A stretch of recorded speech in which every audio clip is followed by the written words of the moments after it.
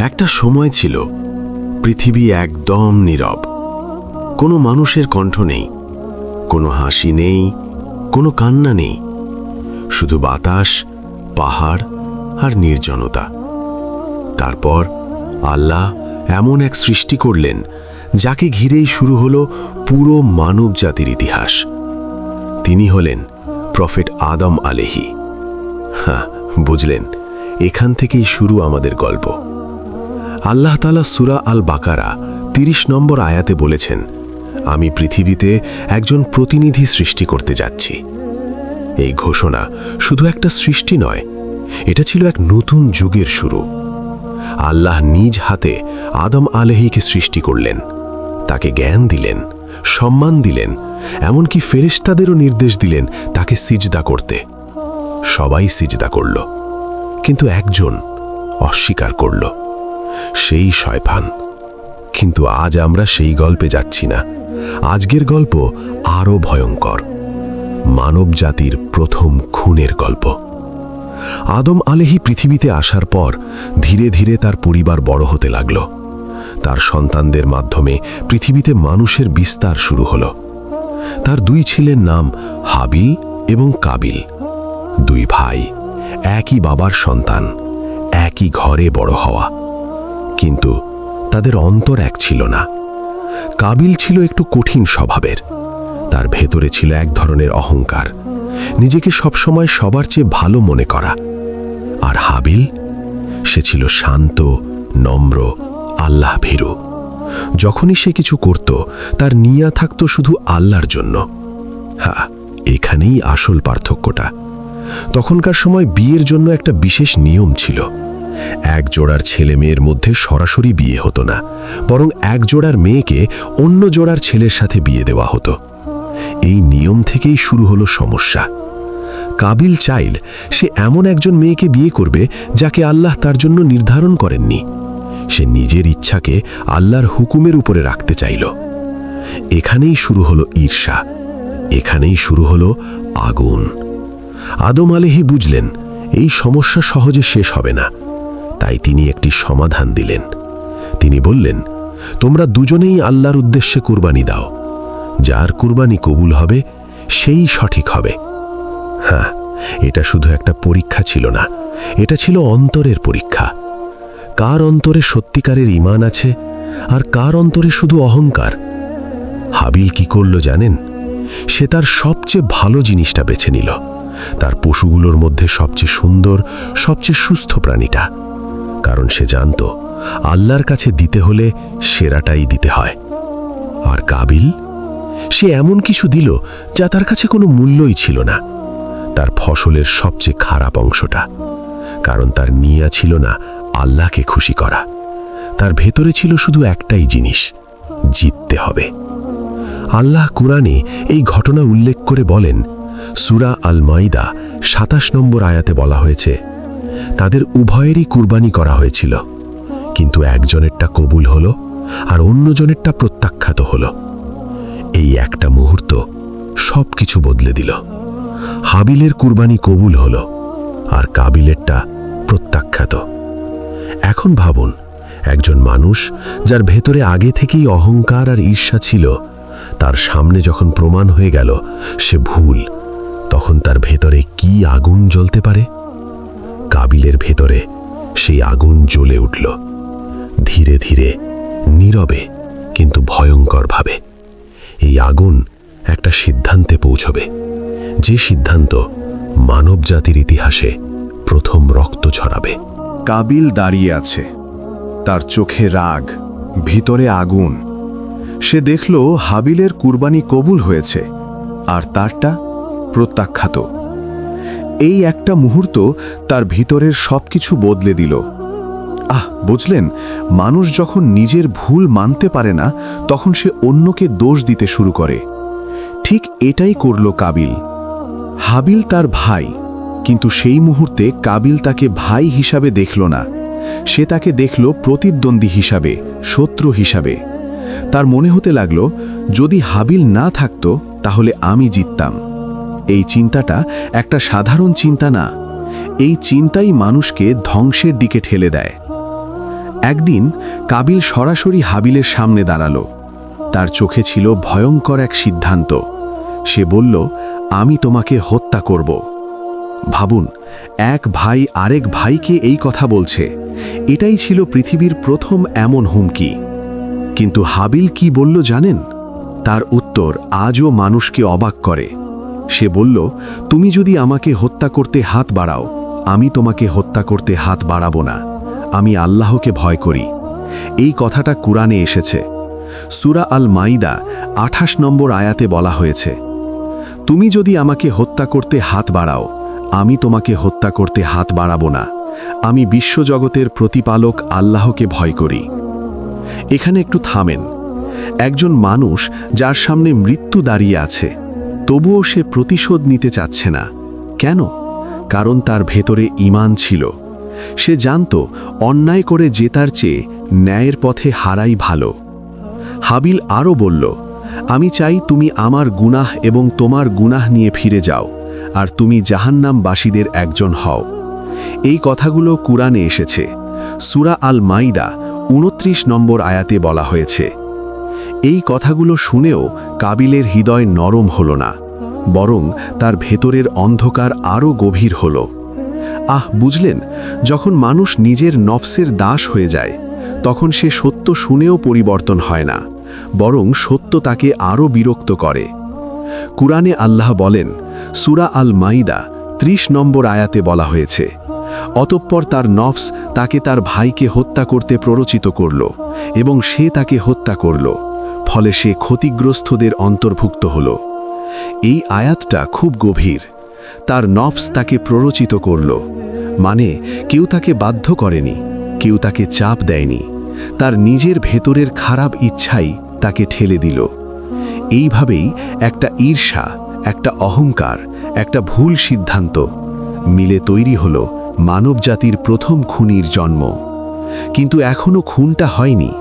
কাবিলের ভেতরে যুদ্ধ চলছে। একদিকে ভাইয়ের ভালোবাসা, আরেকদিকে অহংকার আর ঈর্ষা। কোনটা জিতবে? এখানেই আসল শিক্ষা। প্রতিটা মানুষের ভেতরেই এই যুদ্ধটা চলে, ভালো আর খারাপের যুদ্ধ। কেউ জিতে যায়, কেউ হেরে যায়। কাবিল ধীরে ধীরে হারতে শুরু করল। তার বিবেক নীরব হয়ে গেল, তার হৃদয় কঠিন হয়ে গেল। আর তারপর একটা মুহূর্ত আসবে যেখানে সে সিদ্ধান্ত নেবে, যে সিদ্ধান্ত মানবজাতির ইতিহাসে প্রথম রক্ত ঝরাবে। একটা নির্জন জায়গা, চারপাশে কেউ নেই, শুধু দুই ভাই, হাবিল আর কাবিল। বাতাসও যেন থেমে আছে, প্রকৃতি যেন অপেক্ষা করছে কি হতে যাচ্ছে এখন। কাবিলের চোখে তখন আর কোনো দয়া নেই, না ভাইয়ের প্রতি ভালোবাসা, না কোনো ভয়। শুধু একটাই জিনিস, অহংকার আর ঈর্ষা। হাবিল দাঁড়িয়ে আছে শান্তভাবে, তার চোখে ভয় নেই, কারণ সে জানে জীবন মৃত্যু আল্লাহর হাতে। বুঝলেন, যে মানুষ আল্লাহর উপর ভরসা করে সে কঠিন মুহূর্তেও ভেঙে পড়ে না। কিন্তু কাবিল, সে সেই পর্যায়ে পৌঁছে গেছে যেখানে মানুষ নিজের নিয়ন্ত্রণ হারিয়ে ফেলে। তার ভেতরের নাফস তাকে পুরোপুরি দখল করে নিয়েছে। একটা পাথর, হ্যাঁ, একটা ভারী পাথর। সে সেটাকে হাতে নিল। এক মুহূর্তের জন্য হয়তো তার ভেতরে একটু দ্বিধা এসেছিল, এটা কি ঠিক হচ্ছে? কিন্তু ঈর্ষা সেই প্রশ্নটাকে চুপ করিয়ে দিল। তারপর এক আঘাত, আরেক আঘাত। এভাবেই পৃথিবীর বুকে প্রথমবার একজন মানুষের হাতে আরেকজন মানুষের রক্ত ঝরল। হাবিল, যে ছিল নির্দোষ, যে শুধু আল্লাহকে খুশি করতে চেয়েছিল, সে শহীদ হল। এই মুহূর্তটা কল্পনা করেন। পৃথিবীতে আগে কখনো খুন হয়নি। কেউ জানে না মৃত্যু এমন কিছুও হতে পারে। আর প্রথম খুনটা হলো নিজের ভাইয়ের হাতে। কুরআনে আল্লাহ বলেন, সূরা আল মাইদা 30 নম্বর আয়াতে বলা হয়েছে, সে তাকে হত্যা করল, ফলে সে ক্ষতিগ্রস্তদের অন্তর্ভুক্ত হল। ক্ষতিগ্রস্তদের অন্তর্ভুক্ত হল, এই কথাটা খুবই গভীর। কাবিল ভেবেছিল সে জিতবে, সে ভেবেছিল সে সব কিছু পেয়ে যাবে, কিন্তু আসলে সে সব হারিয়ে ফেলল। সে হারালো তার ভাই, সে হারালো তার মানবিকতা, সে হারালো আল্লাহর সন্তুষ্টি। বুঝলেন, পাপ কখনো কাউকে জিততে দেয় না। মনে হয় আমি জিতে গেছি, কিন্তু আসলে ভেতরে ভেতরে সব শেষ হয়ে যায়। এখন কাবিল দাঁড়িয়ে আছে, তার সামনে পড়ে আছে তার ভাইয়ের নিথর দেহ, রক্তে ভেজা মাটি, চারপাশে নীরবতা। তার মাথা কাজ করছে না, সে বুঝতে পারছে না আমি কি করলাম। এটাই পাপের পরিণতি। যখন মানুষ পাপ করে তখন মুহূর্তের জন্য মনে হয় সব ঠিক আছে, কিন্তু কাজটা হয়ে যাওয়ার পর একটা শূন্যতা এসে তাকে গ্রাস করে। এখন কাবিল একা, কেউ নেই তার পাশে, না কোনো সাহায্য, না কোনো পথ। আর সবচেয়ে বড় কথা, সে জানেই না মৃতদেহ নিয়ে কি করতে হয়। ভাবেন, আজ আমরা জানি মৃত্যুর পর কি করতে হয়, কবর দেওয়া হয়, কিন্তু তখন এই জ্ঞানটাই ছিল না। কাবিল তার ভাইয়ের লাশ নিয়ে ঘুরতে লাগল। দিন পার হচ্ছে, কিন্তু সে কোনো সমাধান পাচ্ছে না। এই অবস্থায় আল্লাহ তাকে এমন একটা শিক্ষা দেবেন যা ইতিহাসে এক অবিশ্বাস্য ঘটনা হয়ে থাকবে। কাবিল হাঁটছে, তার কাঁধে তার ভাইয়ের নিথর দেহ। দিন কেটে যাচ্ছে, সূর্য উঠছে আবার ডুবছে, কিন্তু তার সমস্যার কোনো সমাধান নেই। সে বুঝতে পারছে সে একটা ভয়ঙ্কর কাজ করে ফেলেছে, কিন্তু এখন কি করবে? এই লাশ নিয়ে কোথায় যাবে? বুঝলেন, পাপ করার সময় মানুষ ভাবে না, কিন্তু পাপ করার পর সে দিশাহারা হয়ে যায়। কাবিলের ভেতরে এখন এক অদ্ভুত অবস্থা। ভয়, অনুশোচনা, লজ্জা সবকিছু মিশে গেছে, কিন্তু তবুও কোনো পথ সে খুঁজে পাচ্ছে না। ঠিক তখনই আল্লাহ তার সামনে পাঠালেন একটা কাক, একটা সাধারণ কাক, কিন্তু তার মাধ্যমে আসবে অসাধারণ এক শিক্ষা।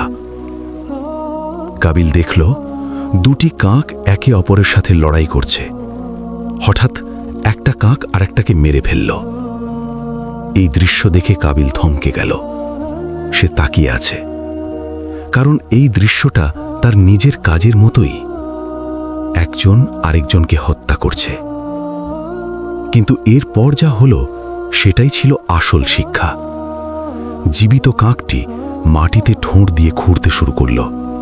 ধীরে ধীরে সে একটা গর্ত তৈরি করল। তারপর সে মৃত কাকটিকে সেই গর্তে ঢুকিয়ে দিল, মাটি দিয়ে ঢেকে দিল। বুঝলেন, একটা কাক, একটা প্রাণী, সে জানে মৃতদেহকে কিভাবে সম্মান করতে হয়। আর একজন মানুষ যাকে আল্লাহ জ্ঞান দিয়েছিলেন, সে জানত না। এই ঘটনাটা কোরআনে এসেছে।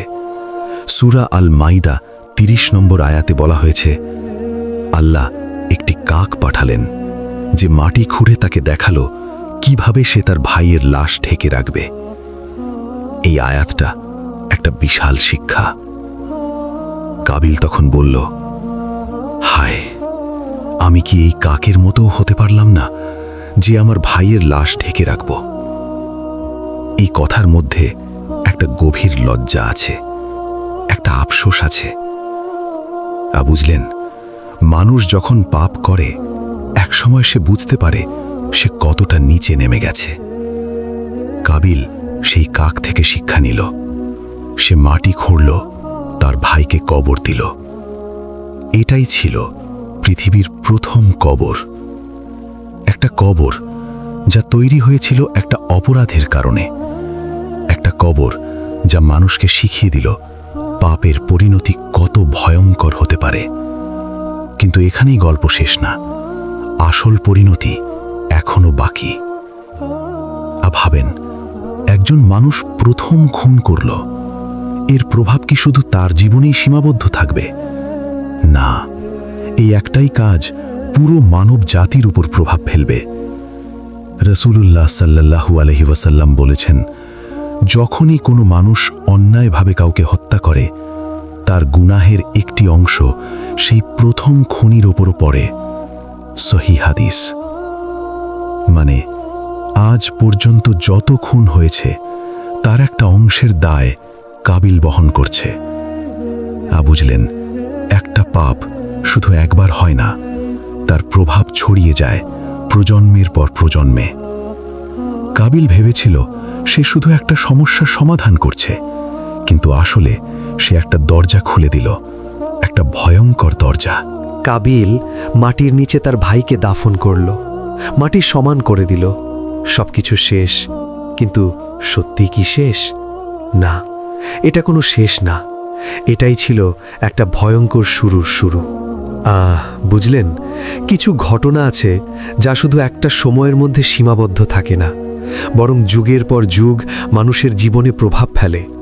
এই প্রথম খুন সেই রকমই একটা ঘটনা। কাবিল তখন একা, চারপাশে কেউ নেই, কিন্তু তার ভেতরে শুরু হয়ে গেছে একটা নতুন যন্ত্রণা। সে যখন তার ভাইয়ের কথা মনে করে, তার চোখের সামনে ভেসে ওঠে সেই মুহূর্ত, একটা পাথর, একটা আঘাত আর নিথর দেহ। ভাবেন, একজন মানুষ যে নিজের ভাইকে মেরে ফেলেছে, সে কি শান্তিতে থাকতে পারে? না, তার ভেতরে এক ধরনের আগুন জ্বলতে থাকে, যা বাইরে থেকে দেখা যায় না। এই আগুনের নাম অনুশোচনা। কিন্তু এই অনুশোচনা তাকে বাঁচাতে পারবে না, কারণ সে যে ভুলটা করেছে তা আর ফেরানো সম্ভব না। আল্লাহ কোরআনে এই ঘটনার পর একটা বড় শিক্ষা দিয়েছেন। সূরা আল মাইদা ৩২ নম্বর আয়াতে বলা হয়েছে, যে কেউ একজন মানুষকে অন্যায়ভাবে হত্যা করে, সে যেন পুরো মানব জাতিকেই হত্যা করল, আর যে একজনকে বাঁচায়, সে যেন পুরো মানব জাতিকেই বাঁচালো। এই আয়াতটা মানব জীবনের মূল্য কতটা বড় তা আমাদের বুঝিয়ে দেয়। বুঝলেন, একটা প্রাণ কোনো ছোট জিনিস না। একটা প্রাণের সাথে জড়িয়ে থাকে একটা পরিবার, একটা ভবিষ্যৎ, একটা গল্প। কাবিল সেই একটা প্রাণ শেষ করেছিল, কিন্তু তার প্রভাব অনেক দূর পর্যন্ত ছড়িয়ে গেল। রাসূলুল্লাহ সাল্লাল্লাহু আলাইহি ওয়াসাল্লাম বলেছেন, যে ব্যক্তি অন্যায়ভাবে হত্যা করার পথ শুরু করল, প্রতিটি হত্যার গুনাহের অংশ সে পাবে। সহিহ বুখারী ও মুসলিমের অর্থানুযায়ী বর্ণনা। এখানে একটু থামেন। আজ পৃথিবীতে যত খুন হচ্ছে, যত রক্ত ঝরছে, তার একটা অংশ সেই প্রথম খুনির আমলনামায় যোগ হচ্ছে। ভাবেন, কত ভয়ঙ্কর ব্যাপার। একটা ভুল যা কখনো শেষ হয় না। এটাই পাপের প্রকৃতি। পাপ শুধু সেই মুহূর্তে সীমাবদ্ধ থাকে না, তার প্রভাব ছড়িয়ে পড়ে। আজ আমরা দেখি মানুষ রাগে, অহংকারে, অল্প কথায় একজন আরেকজনকে আঘাত করে, কিন্তু এই সব কিছুর শুরু কোথা থেকে? সেই প্রথম ঘটনা থেকে, হাবিল ও কাবিলের গল্প থেকে। এই গল্পটা শুধু ইতিহাস না, এটা একটা আয়না, যেখানে আমরা নিজেদের দেখতে পারি।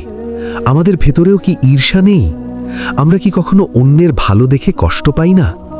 আমরা কি কখনো নিজের ভুল ঢাকতে গিয়ে অন্যকে দোষ দেই না? বুঝলেন, এই ছোট ছোট জিনিসগুলোই একসময় বড় অপরাধের দিকে নিয়ে যায়। এতক্ষণ আমরা যা দেখলাম একটা ঘটনা না, এটা একটা সতর্ক বার্তা।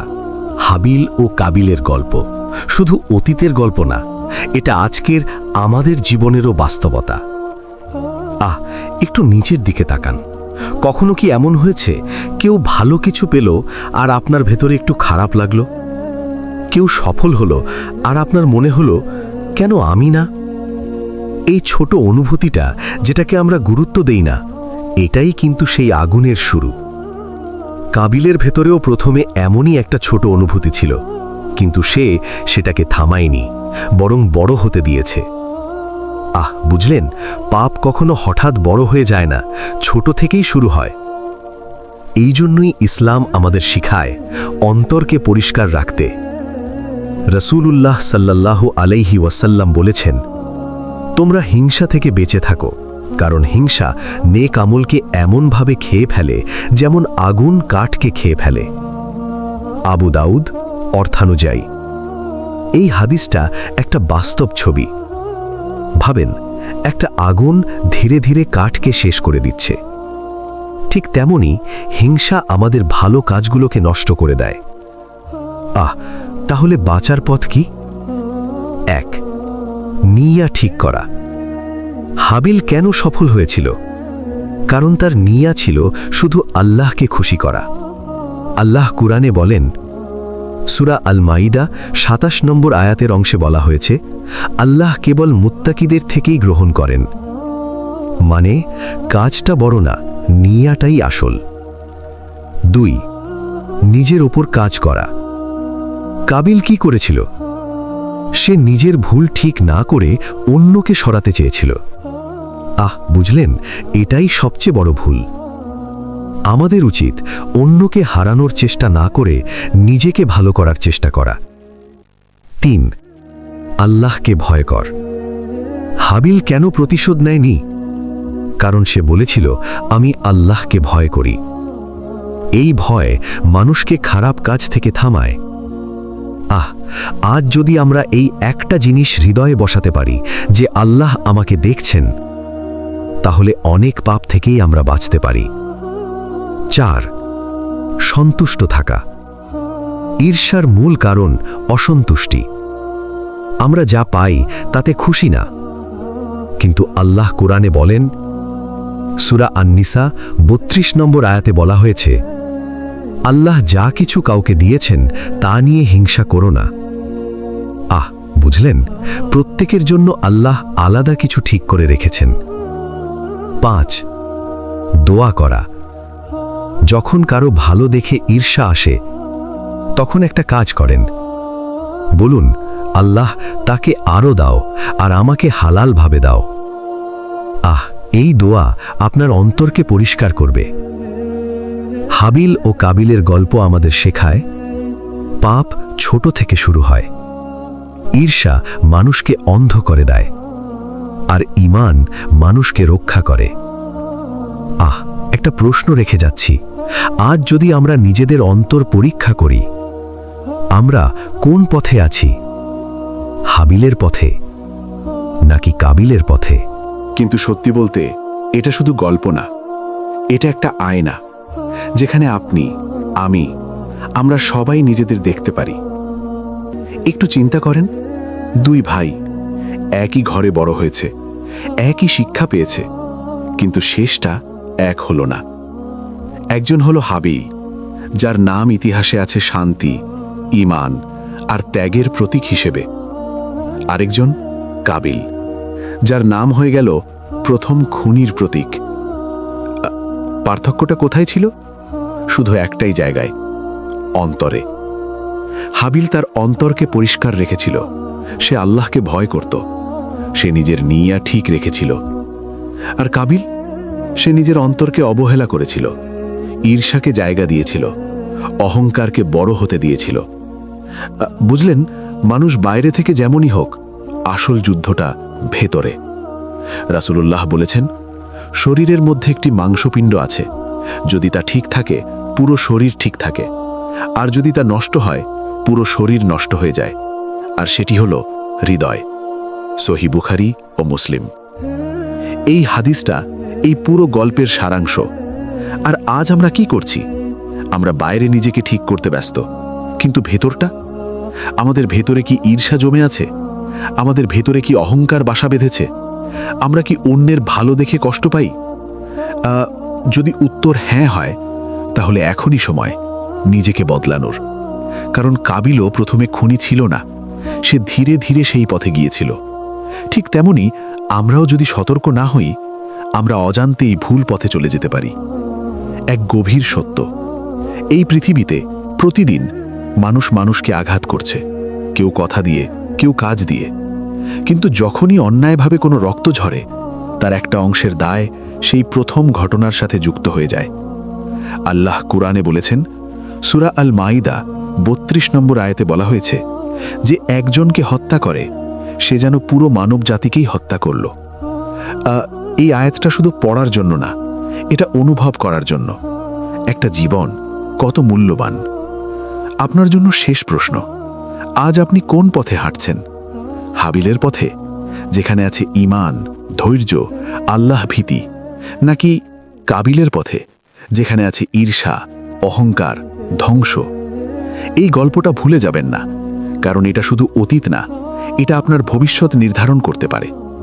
আজ থেকে একটা সিদ্ধান্ত নিন, অন্যের ভালো দেখে দোয়া করবেন, নিজের অন্তর পরিষ্কার রাখবেন, আল্লাহকে সব সময় মনে রাখবেন। আর মনে রাখবেন, একটা ছোট ভালো সিদ্ধান্ত আপনাকে জান্নাতের পথে নিয়ে যেতে পারে, আর একটা ছোট ভুল আপনাকে অন্ধকারে ফেলে দিতে পারে। যদি এই গল্পটা আপনার হৃদয়ে ছুঁয়ে যায়, তাহলে ভিডিওটা লাইক করুন, কমেন্ট করে জানান আপনি কি শিক্ষা নিলেন। চ্যানেলটি সাবস্ক্রাইব করুন আরও এমন হৃদয় ছোঁয়া গল্পের জন্য। আসসালামু আলাইকুম। আল্লাহ আমাদের সবাইকে হাবিলের পথে চলার তৌফিক দান করুন। আমিন।